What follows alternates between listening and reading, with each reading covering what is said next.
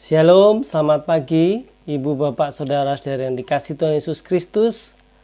Pada pagi hari ini bersama-sama kita akan belajar firman Tuhan dalam doa pagi dengan tema apa sebabnya Tuhan tidak berkenan. Mari Ibu Bapak Saudara-saudara yang dikasihi Tuhan Yesus Kristus, sebelum kita membaca dan merenungkan firman Tuhan, kita berdoa. Bapa yang penuh kasih, kami bersyukur untuk berkat-Mu. Sepanjang malam kami boleh bangun dengan keadaan yang sehat. Setidaknya kami boleh bangun dalam keadaan yang lebih baik. Itu semuanya karena anugerah Tuhan. Kami selalu belajar untuk menjalani kehidupan kami, apapun yang boleh terjadi, dengan sukacita, dengan semangat, dan selalu bersandar kepada-Mu. Pada saat ini kami datang bersandar memohon tuntunan Roh Kudus-Mu, supaya diberi hikmat, diberi pengertian, juga kesetiaan memberlakukan firman-Mu dalam hidup kami. Bersabdalah Tuhan, kami siap untuk mendengarkannya. Amin. Ibu Bapak Saudara-saudari yang dikasihi Tuhan Yesus Kristus, mari kita bersama perhatikan sabda Tuhan yang akan kita baca dari kitab Yeremia pasal 21 ayat 11 sampai dengan 14.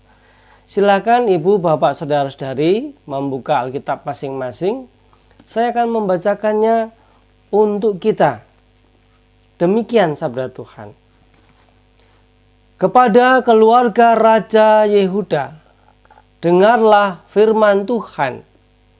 Beginilah firman Tuhan, hai keturunan Daud, jatuhkanlah hukuman yang adil setiap pagi, dan lepaskanlah dari tangan pemerasnya orang yang dirampas haknya, supaya kehangatan murkaku jangan menyambar seperti api dan menyala-nyala dengan tidak ada yang memadamkannya, oleh karena perbuatan-perbuatanmu yang jahat. Sesungguhnya aku akan menjadi lawanmu, hai kota yang di atas lembah, gunung batu di dataran. Demikianlah firman Tuhan. Hai kamu yang berkata, siapakah yang berani turun kepada kami? Dan siapakah yang berani masuk ke tempat perteduhan kami?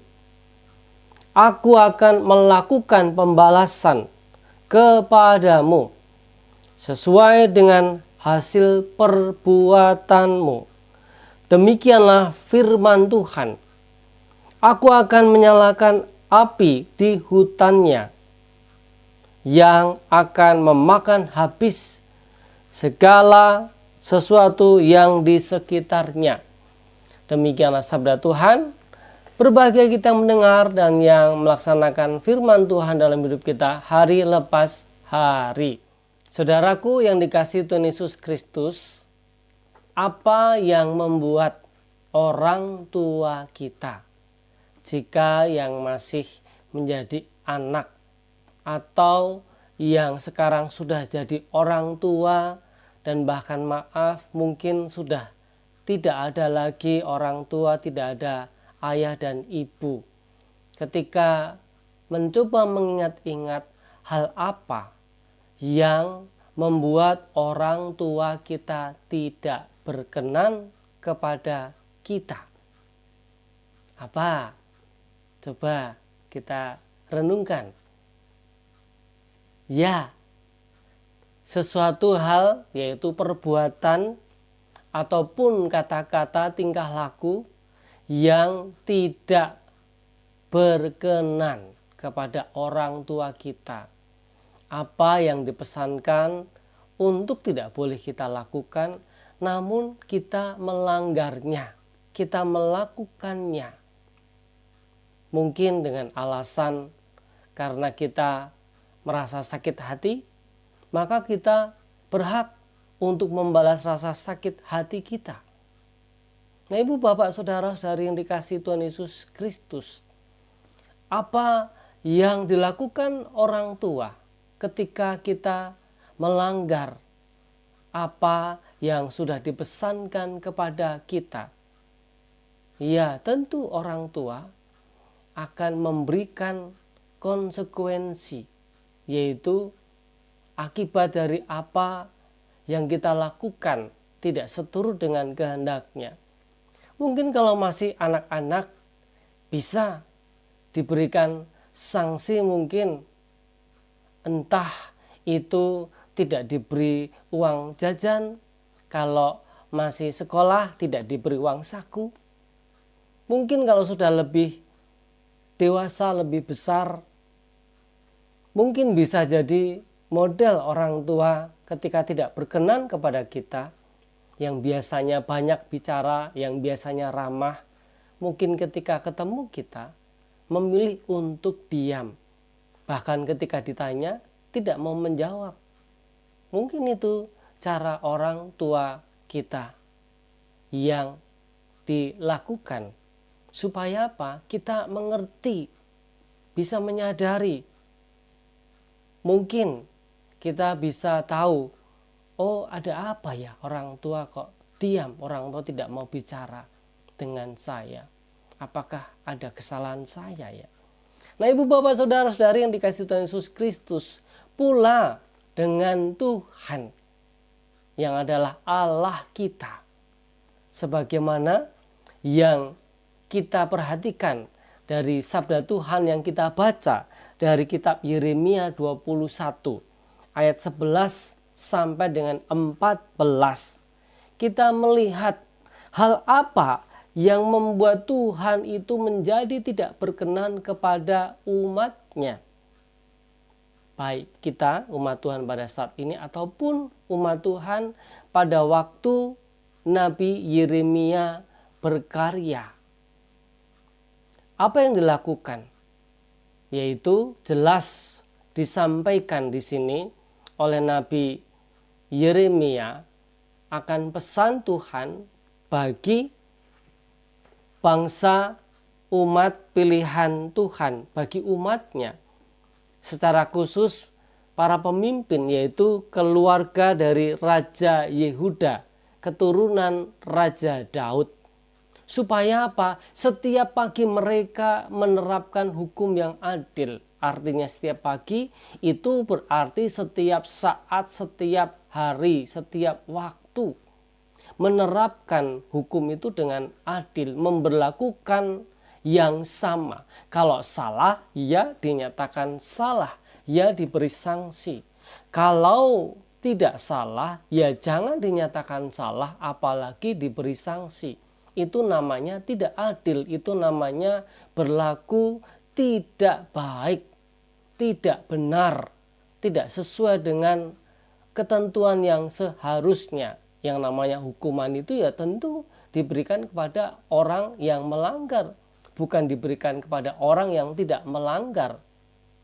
Nah, Bapak Ibu Saudara-saudari yang dikasihi Tuhan Yesus Kristus, firman Tuhan yang disampaikan Yeremia kepada umat Tuhan pada waktu itu dan juga berlaku bagi kita umat Tuhan pada saat ini dengan jelas. Ketika kita tidak memberlakukan sabda Tuhan, ketika kita tidak mempedulikan sabda Tuhan, maka di sini Tuhan akan apa? Tuhan akan menyatakan hukumannya, yaitu Tuhan menjadikan dirinya lawan kita karena kita tidak mengikuti kehendak Tuhan. Berarti kita menjadi seteru dari Tuhan. Ayat yang ke-13, sesungguhnya aku akan menjadi lawanmu, hai kota yang di atas lembah. Jadi menunjukkan kota-kota yang ada di lembah pada waktu itu, ya Yerusalem dan yang lainnya, itu yang para pemimpinnya berlaku tidak adil. Bahkan ketika mereka masih tetap memberlakukan ketidakadilan, menerapkan ketidakadilan atau berlaku semena-mena, Tuhan yang akan melakukan pembalasan bagi orang-orang yang telah dirugikan. Jadi Tuhan yang membela orang-orang tertindas. Aku akan melakukan pembalasan kepadamu, itu ayat yang ke-14. Sesuai dengan hasil perbuatanmu. Jadi apa yang kamu lakukan, itulah yang akan kamu terima. Dari siapa? Dari Tuhan. Tuhan yang tidak terima. Apakah kita akan menanti dulu Tuhan memberikan hukuman kepada kita, baru kita berhenti untuk melanggar perintahnya? Tentu tidak perlu sampai seperti itu ya Bapak Ibu, saudara-saudari yang dikasihi Tuhan Yesus Kristus. Lebih baik ketika kita sadar bahwa kita melakukan hal-hal yang tidak berkenan kepada Tuhan, melanggar titah Tuhan. Misalnya 1 dari 10 hukum Taurat itu kita langgar, kita tahu, mari kita berhenti untuk tidak melakukannya. Supaya jangan sampai pada waktunya kalau kesabaran Tuhan habis, Tuhan pasti akan memberikan hukumannya. Entah apa itu bentuknya, seperti apa, saya juga tidak tahu. Tapi yang jelas sanksi itu pasti ada. Tuhan tidak mau diremehkan. Tuhan mau supaya kita mendengarkan. Sebagaimana orang tua yang tidak mau diremehkan oleh anak-anaknya.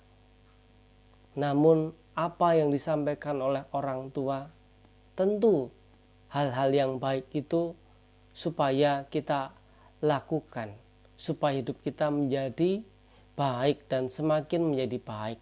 Demikian pula sebagai anak-anak Tuhan.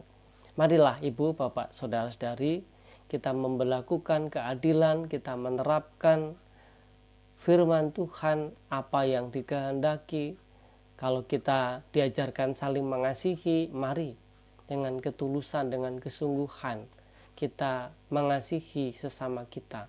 Kita mengasihi saudara kita. Supaya melalui hidup kita nama Tuhan dipermuliakan. Selamat melaksanakan kegiatan aktivitas sepanjang hari ini dan tetap terus semangat. Karena Tuhan selalu ada bersama dengan kita. Mari saudaraku, sejenak kita merenungkan firman Tuhan. Selanjutnya kita masuk dalam doa syafaat.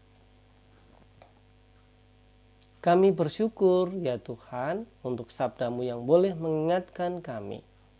Supaya kami jangan meneruskan dan melakukan apa yang tidak baik, apa yang tidak berkenan kepada Tuhan, apa yang jahat. Tidak perlu kami menunggu Tuhan murka dulu, baru kami berhenti, baru kami sadar. Biarlah kami belajar untuk peka Tuhan akan kehendak-Mu. Bila mana ada perkataan, pikiran, perbuatan kami yang tidak seturut dengan kehendak-Mu, supaya kami taat kepada titah-Mu, yaitu tidak melakukan lagi, berhenti dari perbuatan-perbuatan jahat, perbuatan-perbuatan dosa kami. Bapa, kami serahkan seluruh kehidupan kami sepanjang hari ini dalam tuntunan kasih-Mu, supaya melalui kehidupan kami nama Tuhan dipermuliakan dan juga hidup kami disertai Tuhan, diberkati oleh Tuhan, boleh menjalankan aktivitas kami dengan keadaan baik, dengan keadaan selamat. Terima kasih Tuhan Yesus Kristus, di dalam nama-Mu kami berdoa. Amin.